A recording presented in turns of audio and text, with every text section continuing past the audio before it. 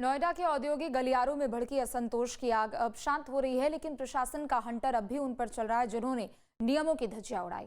13 अप्रैल को हुई हिंसा के बाद श्रम विभाग ने ऑपरेशन क्लीन शुरू कर दिया है। 200 से ज्यादा ठेकेदारों के लाइसेंस रद्द होने की कगार पर हैं और मजदूरों के लिए खुशखबरी ये है कि उनकी सैलरी में बम्पर इजाफा भी हुआ है। देखिए।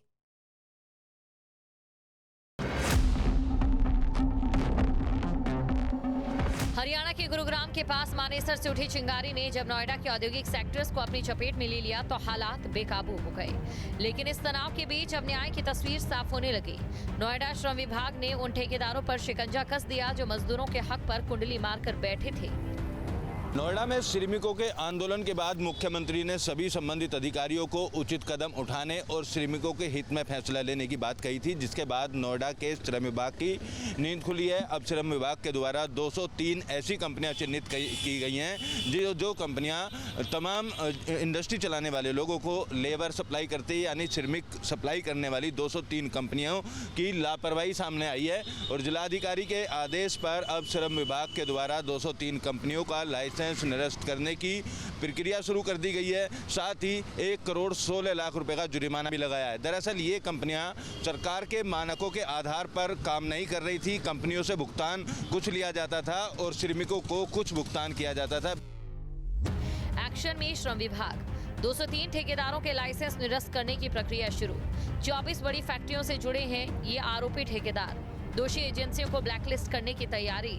करीब 1.16 करोड़ रुपए की भारी भरकम पेनल्टी। 203 संविदाकारों के विरुद्ध शोकाज नोटिस जारी की गई है कि क्यों न उनका लाइसेंस निरस्त कर दिया जाए और उन्हें काली सूची में डाल दिया जाए। यह होने के बाद वो कहीं भी लाइसेंस प्राप्त नहीं कर पाएंगे। कुछ पेनल्टी भी लगाई गई जी, 1 करोड़ 16 लाख रुपए के आसपास पेनल्टी भी लगाई गई है। श्रमिकों को सरकार की सौगात 21% सैलरी की बढ़ोतरी 1 अप्रैल 2026 से लागू। भुगतान की तारीख 7 से 10 मई के बीच खाते में आएगा पैसा। ओवर टाइम अब दोगुनी दर से मिलेगा भुगतान। No extra deduction. EPF और ESI के अलावा कोई कटौती नहीं होगी। अनिवार्य लाभ बोनस और ग्रेच्युटी देना अब अनिवार्य। 13 अप्रैल की हिंसा ने भले ही प्रशासन की नींद उड़ा दी थी, लेकिन अब नई गाइडलाइंस के जरिए मजदूरों की वेतन असमानता और महंगाई के दर्द को कम करने की कोशिश की गई। विभाग ने साफ कर दिया कि अगर अब किसी ठेकेदार ने वेतन में देरी की या कम पैसे दिए तो उसकी जगह जेल की सलाखों के पीछे होगी। अगर कहीं भी किसी कंपनी की तरफ से कोई लापरवाही पाई जाती है तो उसके खिलाफ उसकी जो मान्यता है वो रद्द करने के साथ साथ FIR दर्ज कराना और कोर्ट में वाद दायर करने का काम भी श्रम विभाग के द्वारा किया जाएगा। नोएडा के इन कारखानों से अब मशीनों के साथ साथ बदलाव की गूंज भी सुनाई दे रही है।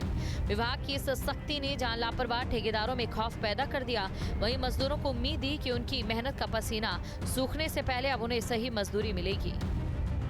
Team news street.